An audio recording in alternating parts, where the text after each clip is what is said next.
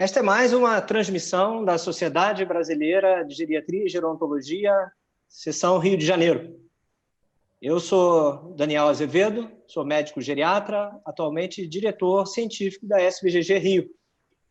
E tenho o prazer hoje de receber aqui nessa transmissão Sandra Rabelo. Sandra é assistente social, coordenadora de projetos de extensão da UNAT-UERJ e desenvolve também um trabalho muito importante no Conselho Estadual de Defesa dos Direitos da Pessoa Idosa. Bem-vinda, Sandra.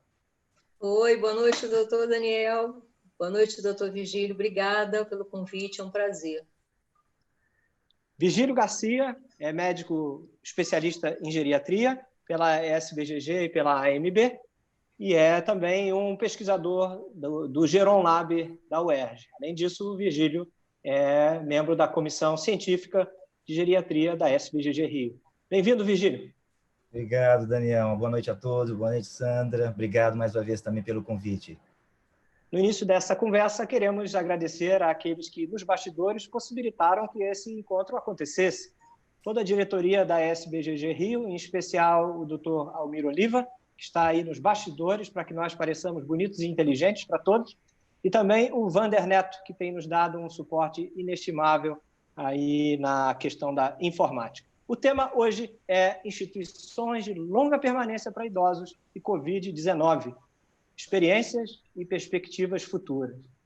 A pandemia da Covid-19 teve um efeito avassalador mundo afora e é notório que as pessoas idosas, sobretudo aquelas residentes em instituições de longa permanência, foram aí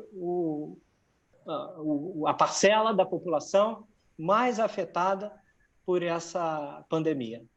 Enfim, diante dessa da importante questão que é a assistência às pessoas idosas que residem em instituições de longa permanência e aos seus familiares, nós estamos trazendo esse tema aí para discussão nessa noite de hoje. Eu queria aproveitar avisando a vocês que nós vamos ter 2 perguntas ao final, então fiquem à vontade para postar aí as perguntas que vocês queiram fazer para os nossos apresentadores e, ao final dessa sessão, vamos fazer uma seleção aí de perguntas. A primeira pergunta, Vigílio, sei que você está fazendo parte da Frente Nacional de Apoio às Instituições de Longa Permanência para Idosos, né? Um número expressivo de profissionais, país afora, está envolvido com essa iniciativa. E, em especial, a nossa querida amiga doutora Carla Giacomin, também uma geriatra de mão cheia. Diz para a gente um pouquinho do que se trata essa questão da Frente Nacional. Então, Daniel, a Frente Nacional, ela nasceu de um encontro, né, de profissionais de saúde interessados e preocupados com o enfrentamento da Covid dentro das ILPIs, né? Após uma reunião realizada junto ao universo legislativo, né? Uma série de profissionais se uniram sob a coordenação da querida Carla Giacomin na intenção de fomentar não somente conhecimentos, né, técnicos, científicos na área, mas para agregar uma série de discussões a respeito dessa área que é uma área, na nossa realidade, né, como a gente sabe, ainda nebulosa, algo confusa, unidades mistas, é saúde, é só social, na prática clínica. E dentro desse escopo, a Frente Nacional, ela criou uma série de documentos. Entre esses documentos, um documento principal, mais robusto, com quase 100 participantes, né, que deu um esteio inicial, onde a equipe agrupou desde informações da Vigilância Sanitária, do Ministério Público e também de conhecimentos técnicos científicos, né, oriundos dos diversos pesquisadores de Manaus até Porto Alegre. E dada a pluralidade, né, do envelhecimento populacional no Brasil e as realidades das ILPIs, essa frente ela continua sob uma coordenação geral, mas foram criadas várias pequenas frentes para cada região do nosso país, na tentativa efetiva de a gente verificar o que é real no Pará, o que é real no Sul e as aplicações práticas de cada um desses itens, né? Hoje a frente já conta com suas ramificações com mais de 600 participantes, aproximadamente 550, 600 participantes, né?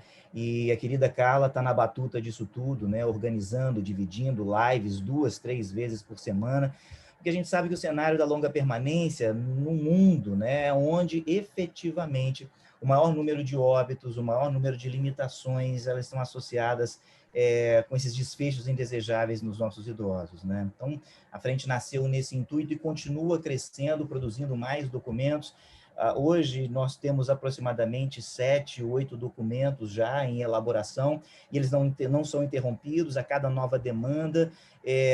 As frentes regionais, elas são acionadas em conjunto com a Frente Nacional, em parceria com a Sociedade de Geriatria, em parceria com o Núcleo de Assistência Social, em parceria com os núcleos de enfermagem também. Então, nisso a gente cresce, né, e tenta agrupar, agregar informações e ajudar para que nós, que trabalhamos nessa área há 20, 15 anos, né, que a gente possa ter subsídios adequados, né, para poder dar esse suporte para essa população que a gente sabe que é a mais vulnerável. Maravilha, quer dizer, em termos nacionais, existe aí uma preocupação muito grande com esse assunto, em função das repercussões que são em larga escala para a população idosa residente em instituições de longa permanência, né? Sandra Rabelo, aqui no Rio de Janeiro, né, qual é o papel aí do Conselho Estadual de Defesa dos Direitos da Pessoa Idosa no que tange a essa questão de instituições de longa permanência? Então, Daniel, primeiro eu queria registrar que eu também participei desse documento, o documento inicial, assim como o doutor Virgílio participou, só que o documento foi, vamos dizer assim, dividido em áreas, não é, doutor Virgílio? E eu fiquei com a área de práticas, né? Treinamento, orientação aos profissionais das ILPIs sobre boas práticas. Então, eu também quero registrar que foi uma experiência muito importante, muito positiva.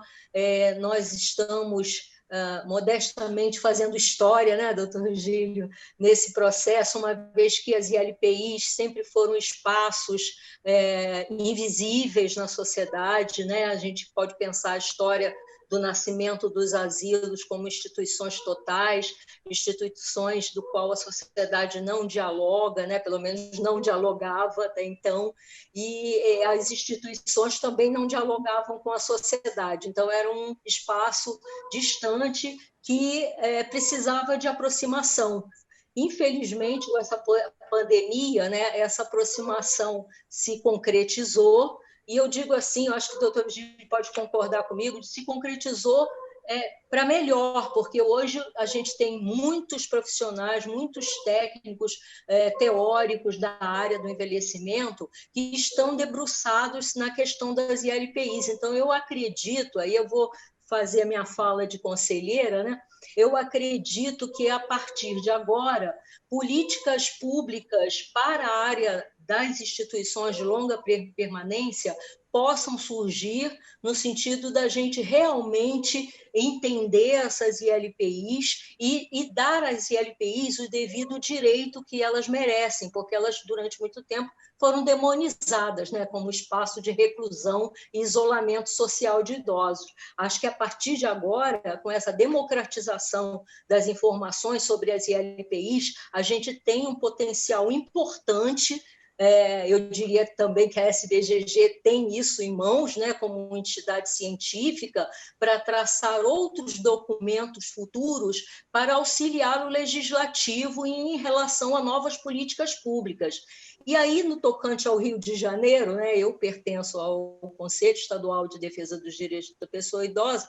No Estatuto do Idoso, no artigo 52, é garantido aos conselhos a supervisão, orientação e monitoramento das ILPIs, juntamente com o Ministério Público e a Vigilância Sanitária. Então, assim, aqui no Rio de Janeiro, logo que iniciou o processo da frente de ILPIs, nós, numa reunião deliberativa, nós solicitamos à Secretaria de Assistência Social que fornecesse dados ao Conselho para que o Conselho pudesse monitorar melhor a questão das ILPIs na Covid, na pandemia.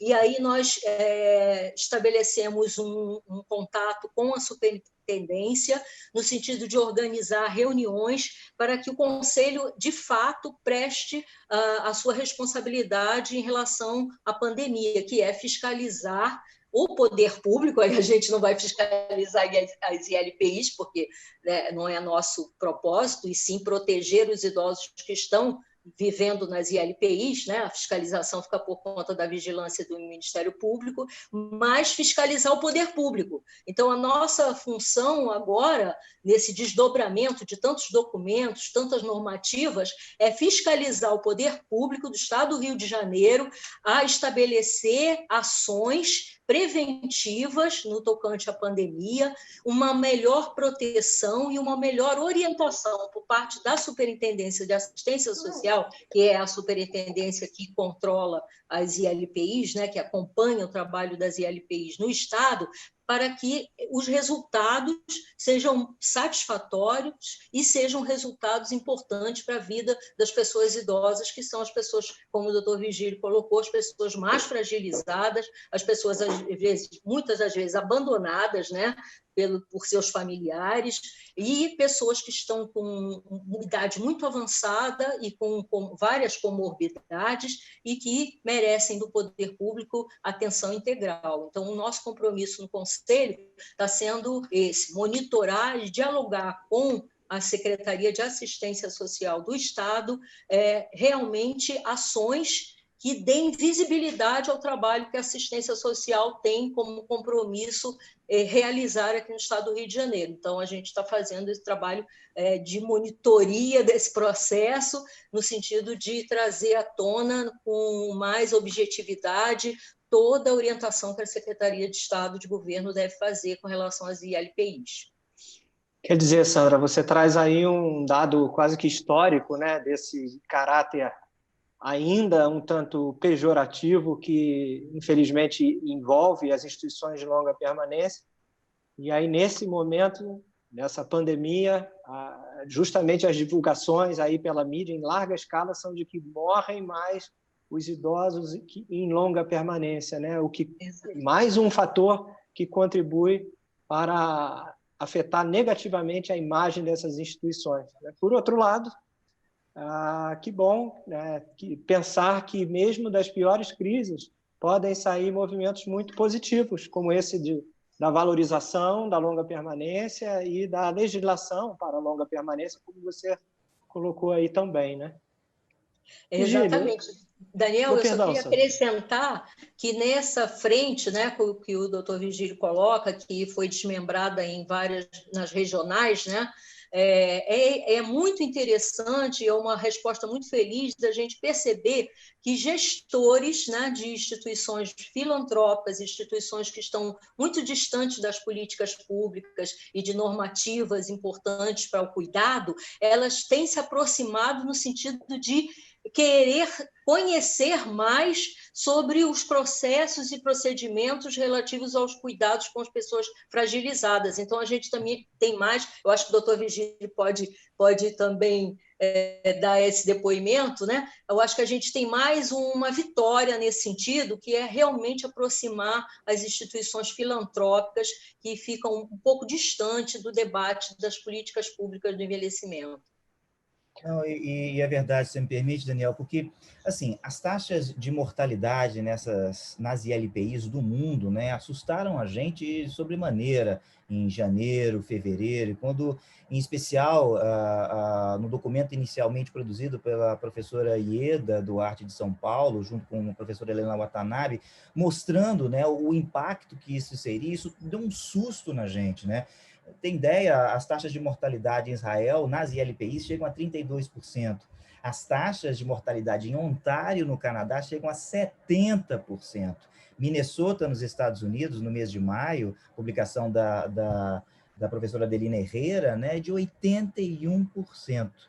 Quando a gente se deparou com essa realidade, assim, foi um momento de um grande susto, de um grande choque, e como a Sandra está dizendo, né, ao mesmo tempo de uma grande apropriação, porque todos amedrontados, nós nos juntamos, que não adianta a gente depositar a responsabilidade sobre o outro, quanto o idoso está sobre a nossa guarda. E nessa guarda, nessa proteção, o que eu vou fazer, né? Então, esses documentos, eles nasceram numa velocidade de virar noites, né? A querida Carla Giacomin, incansável nesse sentido, fomentando todo o grupo. Insisto, no início, 102 participantes. Hoje, mais de 500 participantes na tentativa de produzir documentos e, mais importante, divulgar a informação. Hoje a gente está num momento, né, da Frente Nacional, e onde nós encontramos esses documentos, né? O documento inicial, ele está instaurado, ele está hospedado no site da SBGG. A Frente Nacional tem uma página no Facebook, tem uma página, né, no Instagram também, e links dentro de cada uma dessas páginas para que cada um desses documentos possam ser baixados e utilizados. A SBGG é uma grande parceira, está sendo uma grande parceira, e da mesma forma tem dentro da própria SBGG um comitê, dentro da própria Covid, de norte a sul, dando subsídios. Muitos desses profissionais participam da Frente Nacional da mesma forma, e a gente está agora, nesse momento, levantando números para tentar realmente identificar. Ô, Virgílio, ia te dizer aí, foi bom você trazer esses dados dos documentos, porque já está aí para você, Silvana Manzano. Você perguntou onde baixar esses arquivos, tem aí, o Virgílio acabou de colocar o site da SBGG Nacional, sbgg.org.br, ou então uma busca aí pela Frente Nacional de Fortalecimento às ILPIs, vai saciar a tua necessidade aí de ter acesso a essa documentação. Mas diga lá. Assim, está sendo criada uma página também, porque, vejam, isso tudo é voluntário, né? As horas de cada um está sendo dedicada na intenção de fomentar uma discussão. É um momento muito doloroso que a gente está enfrentando, ver, pelas próprias determinações e necessidade, isolar o nosso ente querido do seu familiar, dentro da própria ILPI, com idosos com prevalência de demência, observando as suas disfunções, onde muitos da equipe multiprofissional tão fundamental e essencial tiveram que, no primeiro momento, se afastar. Então, nós estamos observando a dor dos profissionais de saúde, verificando a atenção a esses idosos e a dor desses familiares, ao mesmo tempo, enfrentando isso tudo. Então, assim, é um momento ímpar, isso trouxe para a gente essa união, né, na tentativa de o que eu vou fazer, de que forma eu vou fazer. Como Sandra disse, isso vai fomentar, né, e já está fomentando toda uma ação de políticas públicas para essa área que até então eram os alijados, eram os despejados, como a gente, esses 20 anos, 15 anos que trabalhamos em LPI, você trabalha em LPI, não é legal. Não, ali tem que existir profissionais de alta capacidade técnica e talvez, e essa é a grande discussão, aliar não somente o elemento social, mas entendendo as entidades de saúde das ILPIs no Brasil como híbridas. Nós temos idosos independentes, idosos totalmente dependentes, com uma série de limitações e comorbidades que precisam dessa nossa atenção. E dada a epidemiologia do Covid, a gente sabe que as mais altas taxas de mortalidade estão nessa população, que é mais idosa, que tem maior número de comorbidades, maior dependência funcional e quase a sua totalidade são frágeis, né? E olha aí, Sandra, a Mônica Ferrante Alves coloca que esses documentos são mesmo muito importantes aí que vocês dois estão redigindo. E que ela diz que precisa expor isso em diversas mídias. Pergunta para a gente, né? Como dar visibilidade para esses documentos? Alguma sugestão aí? Eu queria acrescentar, doutor Daniel, a pergunta da nossa querida participante, há uma legislação que nós temos aqui no estado do Rio de Janeiro. Nós fomos os primeiros a criar uma legislação de acompanhamento das ILPIs, que é a Lei 8.049 de 2018, que é uma lei específica para as ILPIs. Então, assim, o Rio de Janeiro conseguiu fazer um debate dentro do legislativo nesse sentido, avançou, e foi importante todo esse movimento ter ocorrido, porque nós, de certa forma, nos aproximamos do Legislativo Federal, e hoje existe a Comissão do Idoso lá no Legislativo, né, que está encampando nossa causa, né, doutor Virgílio? E a Comissão do Idoso no Congresso Nacional tem buscado conhecimento, têm buscado os nossos documentos, que estão sendo elaborados por todas essas equipes que trabalharam nas frentes, no sentido de criar audiências públicas que possam facilitar a discussão sobre as políticas em torno das ILPIs. Então, assim, um passo bem dado, sabe? E esse passo bem dado foi provocado, vale dizer, pela sociedade civil, né? É a sociedade civil clamando por políticas, clamando por ordenamentos que deem condições para que as instituições de longa permanência possam fazer um trabalho digno, um trabalho eficiente e um trabalho que nos dê, na velhice, né, a oportunidade de estarmos numa ILPI, caso queiramos, né? Porque a ILPI é um equipamento social, aí eu vou me referir à política de assistência social, é um equipamento social que está ali disponível para o atendimento à pessoa idosa. Então, não deve ser demonizado em hipótese nenhuma. É mais um equipamento, como tantos outros equipamentos que nós temos na política de assistência social. Eu concordo com a nossa participante, eu acho que é importante, a SBGG está fazendo um papel muito importante, que é divulgar esse documento. Na UNAT, né, da qual eu pertenço, a UERJ, a Universidade do Estado do Rio de Janeiro, também publicizou o documento no seu site, e eu tenho pedido para outros colegas profissionais ligados a outras instituições que também possam divulgar os documentos que foram elaborados na frente de LPIs. Então, já é uma boa notícia para a nossa participante. Tá aí, Mônica Alves, Sandra Rabelo, incansável aí na divulgação desses documentos, buscando a máxima visibilidade possível.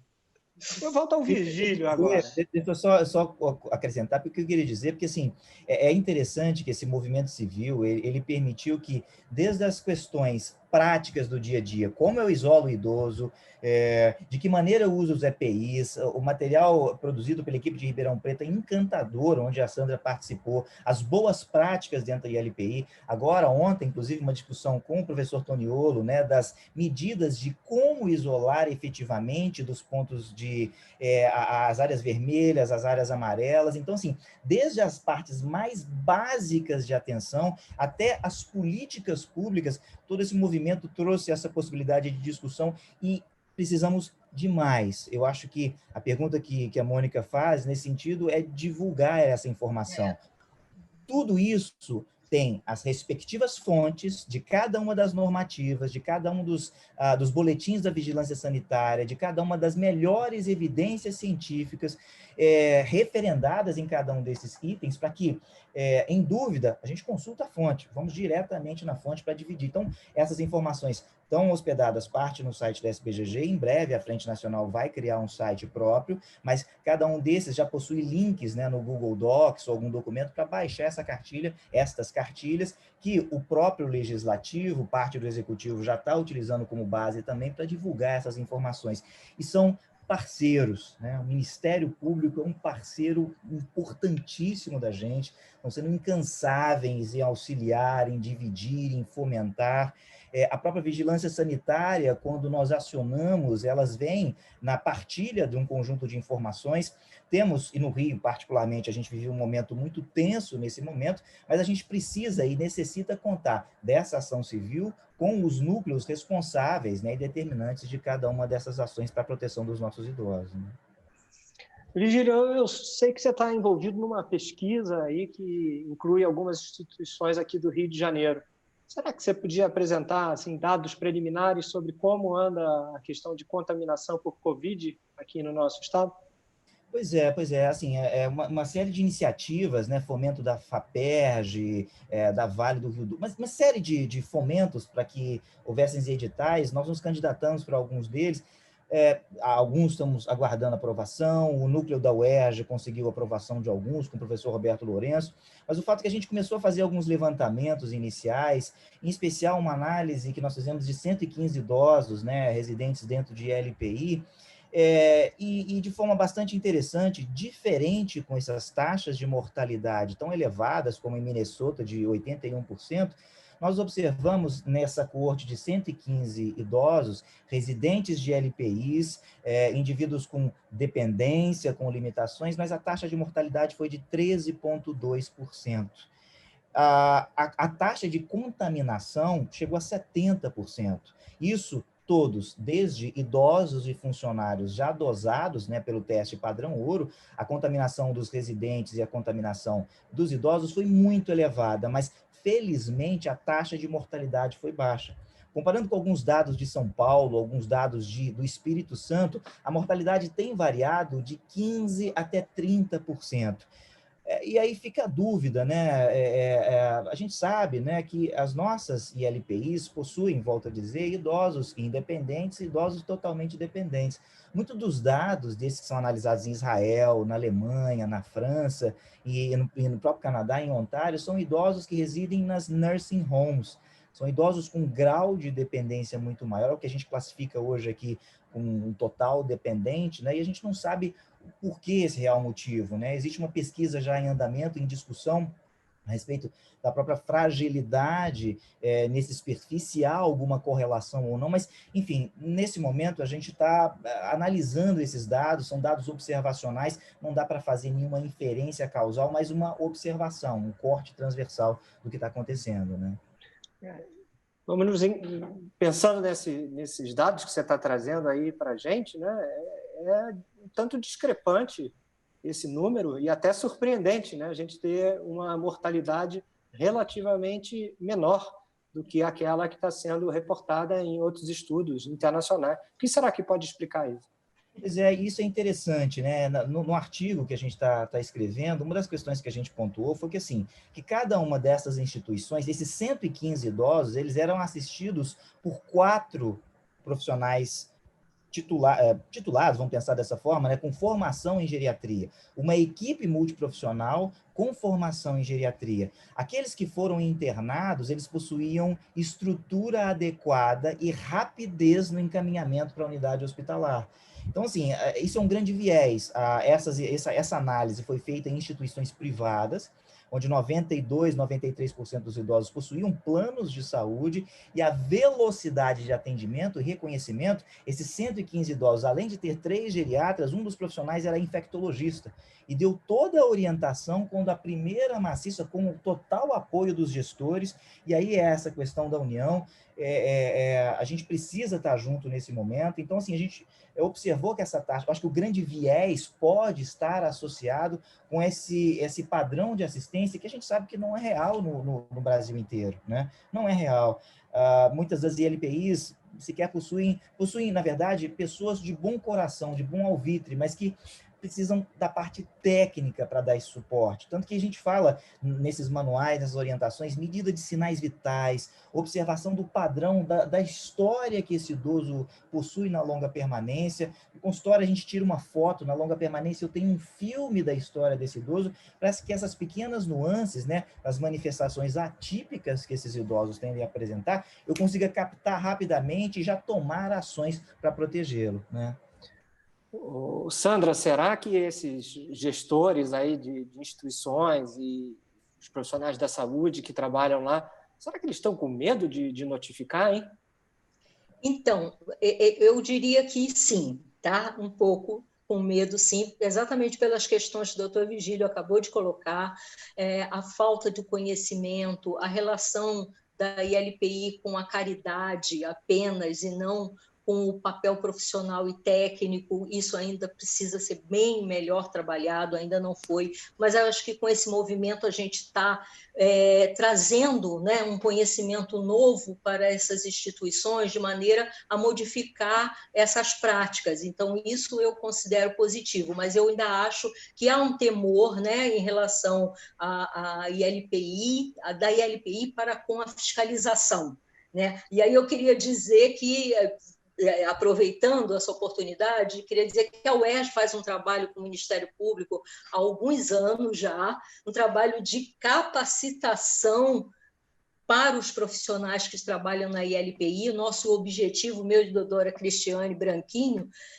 foi sempre trazer os profissionais de todas as áreas das ILPIs. A gente sempre pensou na oportunidade de trazer para esse seminário os cuidadores de idosos, as pessoas da Copa, enfim, todos os setores das ILPIs, de maneira a sensibilizá-los com o trabalho efetivo das ILPIs e também democratizar o conhecimento que outros profissionais que nós levamos nesse seminário, o doutor Virgílio já esteve com a gente, enfim, tantas pessoas renomadas na área da geriatria, para que essas pessoas dividam esse conhecimento com essas instituições sociais, né? No sentido da gente realmente construir um trabalho sólido em relação às práticas de cuidados na ILPI. Então, isso trabalhamos em inúmeros temas e ainda estamos buscando mais temas de forma que a gente possa realmente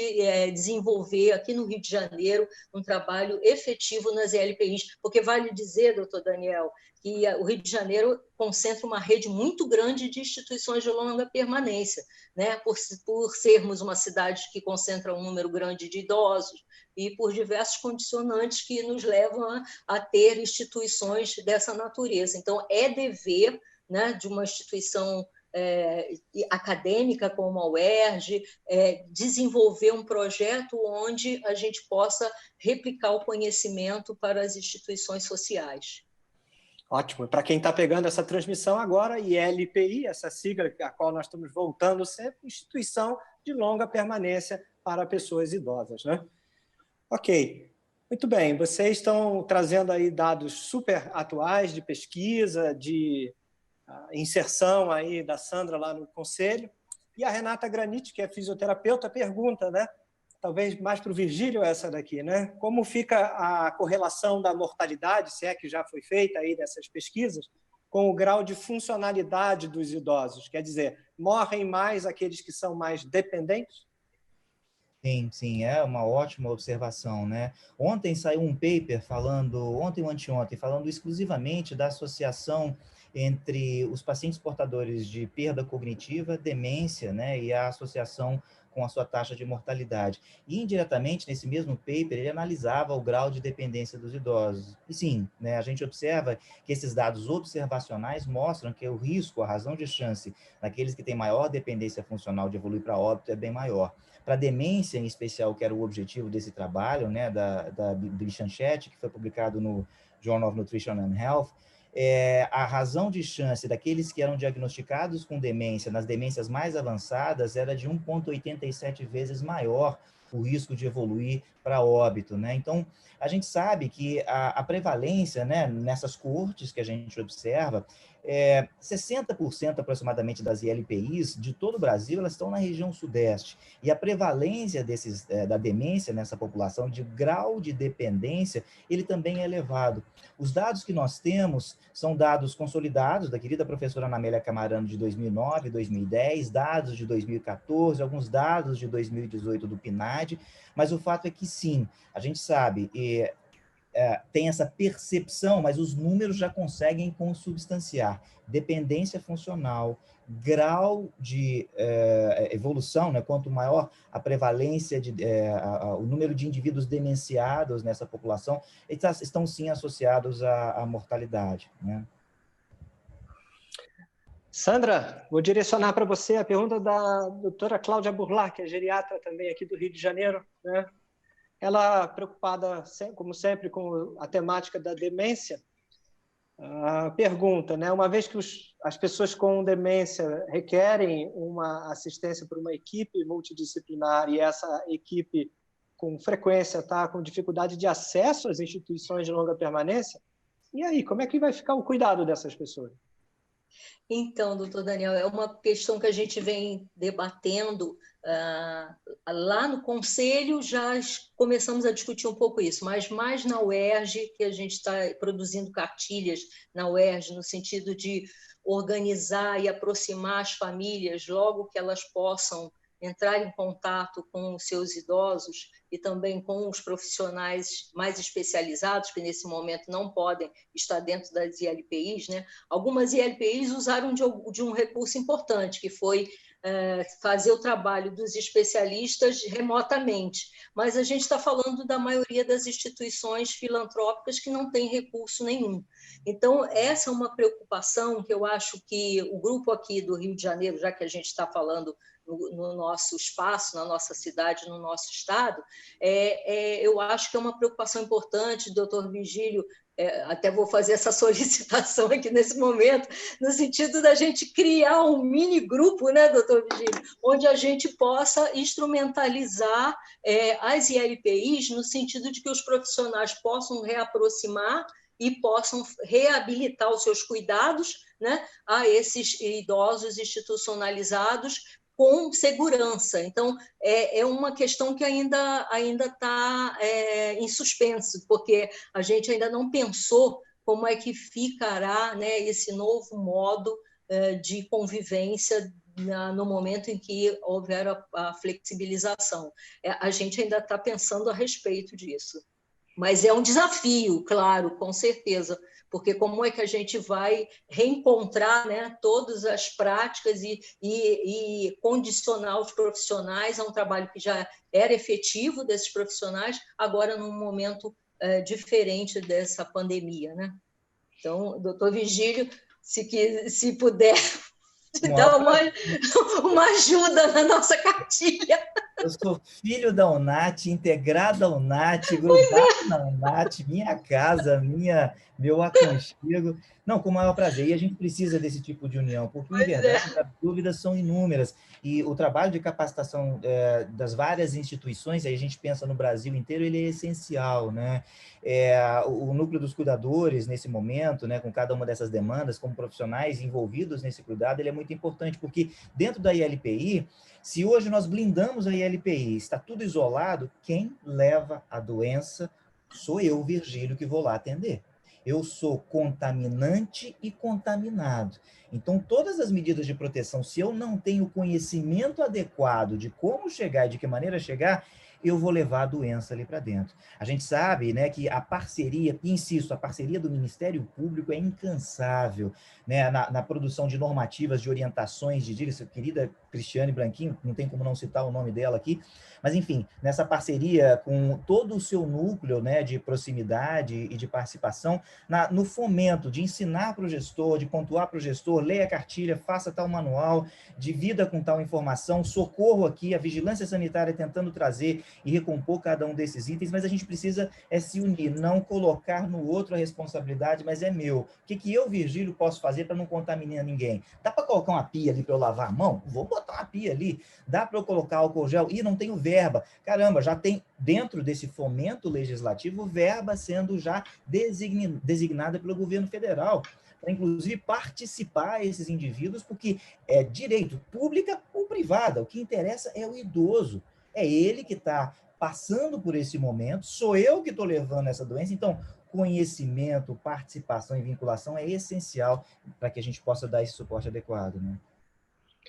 É isso aí, Virgílio. E talvez já aqui nos encaminhando para uma reta final dessa nossa conversa, falamos aí, vocês apresentaram esse panorama, várias questões delicadas que permeiam a atenção em longa permanência, e a gente começa a se perguntar, assim como a Alessandra de Moraes e a Fabíola Moreno estão perguntando aí para a gente começa a se perguntar como é que vai ser o processo de reabertura dessas instituições para as visitas de familiares, né? Lembrando que, por determinação do próprio Ministério Público, muito coerente, essas visitas foram proibidas quando eclodiu a pandemia, e agora, né, a gente precisa talvez começar já a se programar para enxergar qual vai ser o processo de retorno ao tal do novo normal. Então, eu pergunto para vocês dois, Sandra, para você, eu gostaria muito de ouvir, né, se já existe alguma determinação, algum projeto oficial para orientar essa visitação. E, Virgílio, na sequência, por favor, esclareça para a gente aí se, para os familiares que vão visitar, é recomendável ou mesmo mandatório ter algum tipo de testagem prévia e qual seria a forma de implementar essas visitas. Sandra, está contigo. Então, doutor Daniel, nós já estamos pensando nessa possibilidade, né, de elaborar dentro da UERJ até algumas cartilhas, orientações para publicar no nosso site, na UNAT, mas, assim, a gente espera a diretiva do Ministério Público, né, uma vez que foi o Ministério Público que, né, organizou, né, o fechamento das ILPIs com os critérios estabelecidos pelo próprio Ministério Público, os órgãos de vigilância, né, a vigilância sanitária, os órgãos do poder público aqui no Rio de Janeiro, município e estado do Rio de Janeiro, assim que esses órgãos, juntamente com o Ministério Público, estiverem em consonância sobre essa reabertura, nós, então, estaremos produzindo material para auxiliar, né, os gestores e os profissionais nesse sentido, até porque o nosso seminário lá com o Ministério Público também está disponível para tratar do assunto, para discutir o assunto. E eu acho que vale dizer, doutor Daniel, que é preciso, no bom sentido, né, que a gente provoque um grande fórum aqui no Rio de Janeiro. Eu faço a sugestão à SBGG, que possa promover um grande fórum aqui no Rio de Janeiro com todos esses entes, né, que participam desse processo, no sentido de todos nós trabalharmos num documento único, né, com uma linguagem única, onde a gente possa devolver à sociedade a produção de um material com a preocupação da proteção à pessoa idosa, de garantir a essa pessoa a dignidade, de auxiliar o familiar sobre os procedimentos futuros que eles devem tomar com relação aos seus idosos, de capacitar os profissionais de todos os segmentos dentro da ILPI sobre novos procedimentos. Eu acho que a gente também, o Rio de Janeiro toma um destaque diferente nesse sentido, né? Uma vez que a SBGG, o Ministério Público, os outros órgãos, a UERJ, estão muito voltados para essa questão e vem discutindo essas questões há alguns anos. Então, é um momento da gente aguardar as diretivas do Ministério Público e dos órgãos oficiais e, a partir daí, a gente criar algumas orientações para que isso se faça da melhor forma possível. Ótimo. Eu acho que é isso mesmo, né? Assim, oficialmente, né, e na verdade tanto a vigilância quanto o Ministério Público, eles sugeriram a não visita, fortemente a não visita, né, para que não haja essa troca. Nós temos várias exceções a serem pensadas. Cuidado paliativo, quando o idoso está partindo, privar um ente querido de uma despedida. Nas casas hoje, por exemplo, que já tem 100% de contaminação, como é que a gente vai discutir essa abertura? A gente sabe da contaminação, a carga viral, não é claro para a gente esse vírus vai contaminar de novo, como é que vai ser. Então, assim, algumas casas já estão se propondo a abrir, em discussão, tenho certeza, o próprio Ministério Público, a própria vigilância é flexível a discutir essas possibilidades com a sociedade civil, né? Porque, assim, insisto, aqueles indivíduos que estão há 3 meses isolados, esses entes queridos, né, a gente já começa a observar efetivamente a psique alterada, tanto desse familiar, em especial desse nosso idoso também com perda cognitiva. Aquele indivíduo que tinha estimulação neuropsicológica, que tinha fonoaudiologia, fisioterapia, tinha sessões de arte-terapia, musicoterapia, tudo do nada se esvai. E o que a ciência consegue fazer para dar qualidade é a equipe multiprofissional. Sem esses indivíduos, a gente está observando que os nossos idosos estão seguindo o curso natural das suas doenças. Mas a gente consegue, repensando, em especial, com carinho, com atenção, com zelo e com proteção, os melhores momentos. Vai ser com teste? Não está claro com o que a gente vai fazer. Né? Eu vou visitar meu ente querido, eu tenho que testar? Não está claro como a gente vai fazer, até porque os testes no Brasil, como a gente sabe, infelizmente, não são tão disponíveis como a gente queria em outras realidades. Então, isso a gente tem que sentar e pensar juntos. Qual que é o plano, né? Vocês já estão vendo, né? São Paulo já tem o plástico para poder abraçar, é uma alternativa. Em São Francisco, nas ILPIs, na Flórida, já tem um anteparo de vidro, que para pelo menos tem uma troca. Esse novo normal dolorido que nos afeta, que nos machuca, mas que é necessário para a proteção iminente desses nossos idosos. A gente tem resposta concreta sobre isso? Não, não temos. A gente tem que sentar juntos e pensar qual que é a melhor evidência científica. Para eu observar, para eu voltar para uma longa permanência, por exemplo, eu que, enfim, quero reinternar ou preciso ir para uma longa permanência no sentido de uma moradia, ou sim uma assistência em saúde, eu tenho que ter, pelo que é protocolado pela maioria das sociedades médicas e pelo próprio Ministério Público, 2 RTs PCRs negativos, no intervalo de 24 horas, até para o retorno à unidade hospitalar. Mas como é que isso vai se comportar? Ele já está há mais de 14 dias, o período de isolamento, ele está há 20 dias internado, vai voltar, vai ficar mais 14 dias. Então, cada um desses itens, não dá tempo da gente explanar isso tudo aqui, foi tudo muito bem descrito em cada um desses manuais da frente, né? E com toda certeza, novas discussões vão ser elaboradas de forma mais clara e mais explícita. Então, a gente tem que fazer, efetivamente, promover esse tipo de debate, esse tipo de fórum, de colocar, dividir, escutar e partilhar cada vez mais para que efetivamente a gente consiga chegar num consenso e da melhor forma possível proteger esse nosso idoso. Pois é, como serão essas instituições daqui para frente, né? Alguém já perguntou aí, haverá mudanças estruturais? Vamos descobrir juntos. E peço já considerações finais a vocês dois, um tempinho aí para vocês pensarem, enquanto eu aproveito para compartilhar, quem sabe, um raio de esperança nesse momento. Algumas instituições aqui no Rio de Janeiro com índice de contaminação de 100% entre os seus idosos, taxas altíssimas também entre os funcionários que trabalham nessas instituições. E, por outro lado, boas notícias em algumas frentes, pelo menos uma grande instituição aqui do Rio de Janeiro, hoje, com uma taxa de contaminação em torno de 20%, e possivelmente isso esteja acontecendo por lá, uma vez que os quartos, todos eles, são individuais.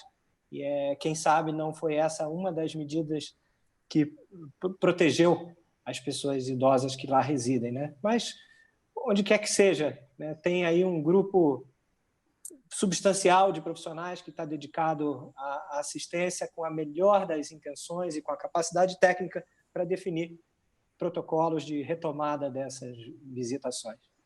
Sandra Ravelo, sua mensagem final aí nessa nossa sessão de hoje. Vai pedir para a gente construir mais alguma frente, algum documento? Eu estou meio preocupado. Mais um documento, hein, doutor Daniel? Mas eu tenho esperança que eu, como membro de um Conselho de Direitos da Pessoa Idosa, que seja muito mais responsabilidade dos conselhos provocar fóruns periódicos, né, que tratem do assunto ILPI junto aos gestores e profissionais. Eu acho que é um compromisso dos conselhos, né, realizar essa tarefa. É um compromisso nosso da UNAT-UERJ, né, como um projeto importante na área do envelhecimento no Rio de Janeiro, pioneiro na área, é um compromisso nosso. Entidades como a SBGG e outras tantas importantes nesse cenário, eu acho também vale a pena criar fóruns, né, à distância que seja, né, para que haja uma discussão das ILPIs e dos profissionais, dúvidas acerca do cuidado. Acho fundamental. Eu acho que quando a gente trabalha na orientação sobre o cuidado, doutor Daniel, a gente melhora muito mais a condição de vida dos idosos, entendeu? Então, eu acho que esse momento é um momento de virada mesmo, é um momento da gente se dedicar à causa das ILPIs, né, e construir um novo paradigma para essas ILPIs. Eu acho que as entidades têm que estar comprometidas, de fato, a partir de agora, com esse processo. Ótimo, Sandra. É isso aí, gerar uma oportunidade, né? Exato. Agradeço não só pela sua participação de hoje, mas como pelo seu trabalho de destaque ao provocar essas interlocuções todas, viu, Sandra? Saiba que isso é muito admirado por todos aqui no Rio de Janeiro. Obrigada. E com a expressão nacional aí desse documento a qual você foi coautora. Muito obrigada, Daniel. Vigílio, suas palavras. Pois é, eu acho que talvez o que eu queria deixar, talvez muito para os gestores, né, para quem está nas ILPIs, notifiquem. Notifiquem, notifiquem, notifiquem até não poder mais. Notou algum quadro clínico, leiam os manuais e, se possível, né, façam esse processo de isolamento social, porque o Ministério Público é um grande parceiro nosso. E os dados que hoje nós temos em rede nacional para saber o N, para saber o grau de infecção, quem está dando para a gente é o Ministério Público. E se não há notificação, não há possibilidade de proteção. Se não há possibilidade de proteção, o idoso morre. E assim, morre sem capacidade adequada. Insisto, talvez a gente é privilegiado no Rio por ter essa normativa que traz a área da saúde obrigatoriamente, né, para todas as LPIs, físio, fono, nutri, equipe profissional, multiprofissional como um todo, mas o fato é que, assim, se nós não notificarmos, não identificarmos para o órgão que traz essa normativa para a gente vai perder informação, e quem vai perder é o idoso. Então, assim, essa parceria junto com os órgãos, ela é fundamental.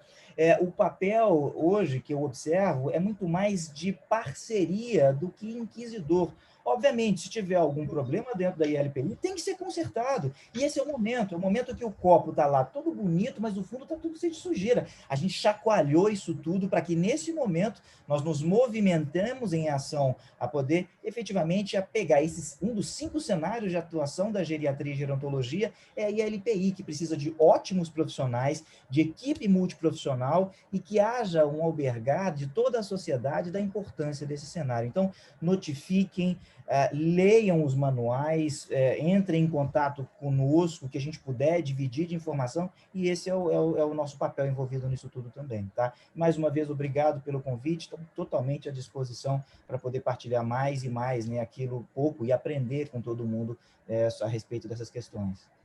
Maravilha, esse foi o Virgílio Garcia, geriatra, pesquisador, preocupado com questões de instituições de longa permanência. Agradeço a vocês dois pela sessão de hoje